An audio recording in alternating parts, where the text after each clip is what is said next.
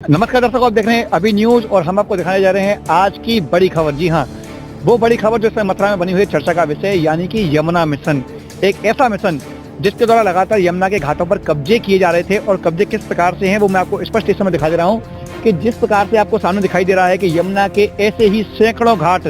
जो कि यमुना के किनारों पर बसे हुए हैं और माँ यमुना इनके किनारे से बहती थी, लेकिन आज आप देख सकते हैं किस प्रकार से बैरिकेडिंग करके रास्ता बना करके यमुना के घाटों को खत्म कर दिया गया और यमुना के जो पौराणिक स्थल हैं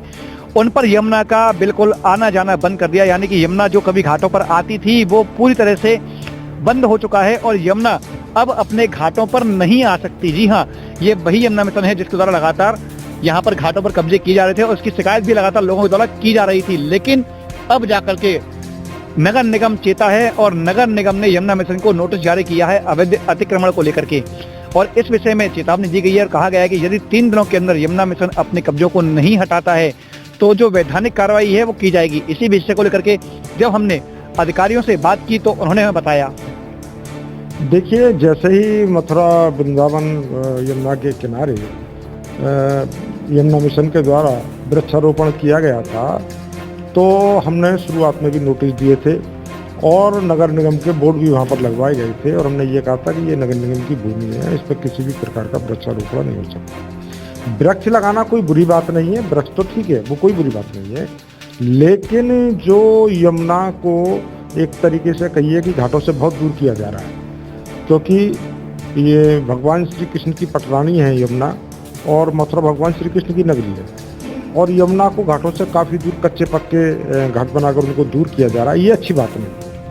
हम कहते हैं यमुना मिशन अपना कार्य कर रहा है, वो किस तरीके से कर रहा है, किसकी अनुमति ली गई है, ये हमको नहीं मालूम है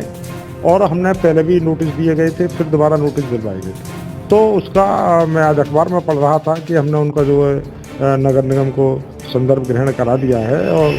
क्या करा है ये मेरी जानकारी में नहीं है, लेकिन मैं इतना कहूँगा कि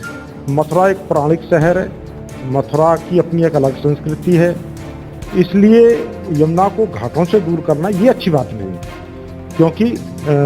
भगवान श्री कृष्ण की पटरानी है यमुना और अगर हम यमुना को ही घाटों से दूर कर देंगे तो यहाँ दूर दराज से जो लोग आते हैं वो यहाँ से क्या संदेश लेकर जाएंगे। यमुना मिशन क्या दिखाना चाहता है ये मेरी समझ में नहीं आ रहा है और ये केस जो है एनजीटी में लंबित है और वहाँ जा भी रहे हैं, नगर निगम भी जाएगा, एमबीडीए भी जाएगा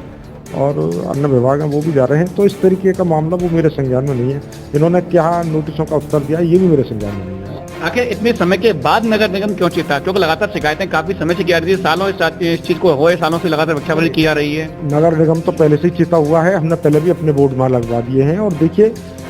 ये जो है कहीं ना कहीं अन्य विभागों की भी इसमें जिम्मेदारियाँ हैं, तो अब सब लोग इसको लेकर जो है चिंतित हैं और निश्चित तौर पर कहीं ना कहीं इस पर रोक लगेगी। यदि बात किया है बोर्ड लगाने की, जब आपको ज्ञात था कि नगर निगम यमुना मिशन के द्वारा वहाँ कब्जे किए जा रहे हैं तो बोर्ड लगाने से क्या सिद्ध नहीं होता कि नगर निगम अपना कब्जा वहाँ दिखाना चाहता था और यमुना मिशन अपना कब्जा? देखिए, नगर निगम की तो जमीन है ही, नगर निगम तो अपना कब्जा दिखा रहा है, हमारे आज भी वहाँ बोर्ड लगे हुए हैं और हमने लगवाए। लेकिन बात करूँ जमीन की तो वहाँ जमीन ही नहीं थी, क्योंकि वहाँ पुरानी यमुना आती थी, यमुना घाटों पर बहती थी। यमुना को पाट करके नई सड़क का निर्माण किया गया, नई जमीन का निर्माण किया गया है। मैं कहूँगा यमुना की स्वीच निकाल करके नए वहाँ पर कॉलोनियों का निर्माण किया जा रहा है। तो क्या नगर निगम ये दर्शाना चाहता था कि नगर निगम की जमीन वहाँ पर मौजूद है? निश्चित तौर पर आज भी मौजूद है और हमारे बोर्ड में, और मैं समय समय पर मैं खुद वहाँ गया हूँ 2-4 बार, मैं देख कर आया हूँ, लेकिन किसकी अनुमति से ये कार्य यमुना मिशन के द्वारा किया जा रहा था ये मेरे आज तक संज्ञान में नहीं आया और इसके लिए हमारा विभाग तो बहुत चिंतित है और शुरू से भी चिंता भी कर रहा था इसकी, और अब ये मामला मेरे ख्याल से अदालत में लंबित होने जा रहा है, इसकी कार्रवाई जरूर होगी। तो ये कार्रवाई जो की जाएगी, कब से इसकी शुरुआत की जाएगी? आखिर वहाँ से जो आपने समय दिया है 3 दिन का, कहा जा रहा है कि 3 दिनों के अंदर यमुना मिशन अपना वहाँ से जो भी कब्जा है उसका वो हटा ले और 3 दिन के बाद में क्या कार्रवाई की जाएगी इस बारे में क्या जानकारी देना चाहेंगे? 3 दिन के बाद में वो अपने नोटिसों का जवाब दे, तो नगर निगम के नोटिस गए, अन्यथा की स्थिति में कार्रवाई हुई। लेकिन नोटिस तो लगातार दिए जा रहे हैं, नोटिसों पर जवाब भी आ रहे हैं और अंतिम निर्णय अब की बार कहा गया है कि ये आखिरी नोटिस है, यदि इसका जवाब नहीं देते हैं तो आपके विरुद्ध FIR भी की जाएगी। निश्चित तौर पर वो सारी कार्रवाइयाँ की जाएंगी जो होनी चाहिए।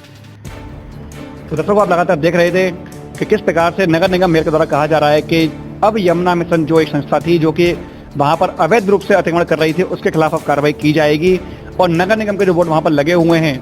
यदि जमीन वहां पर रहती है तो नगर निगम अपना कब्जा वहां पर करेगा, और यदि नहीं रहती है, यमुना को पुनः घाटों पर लाने का प्रयास किया जाएगा, तो वो जो जमीन है जिस पर आज भी यमुना मिशन काबिज है और यमुना मिशन के द्वारा वहां पर वृक्षारोपण किए जाएंगे, तो क्या कुछ कारण है और क्या कुछ कारण रहे वो तो बात हो चुकी है भूतकाल की, लेकिन अब भविष्य में देखना होगा क्या वहां से जमे हुए वृक्षों को उखाड़ना इतना आसान होगा, क्या वहां पर किए हुए कब्जों को हटाना आसान होगा, क्या यमुना एक बार फिर से पुनः घाटों पर आएगी, ये सब भविष्य के गर्त में है। फिलहाल के लिए इतना ही। मैं अपने सहयोगी आकाश बंसल के साथ गोपाल चतुर्वेदी, अभी news. Romax International School, Mathura. Admission open for class Playway to 11th in all streams. Activity-based education for overall development of your child. Limited seats. Contact soon. CBSE affiliated Romax International School, NH19 near Radha Valley, Mathura.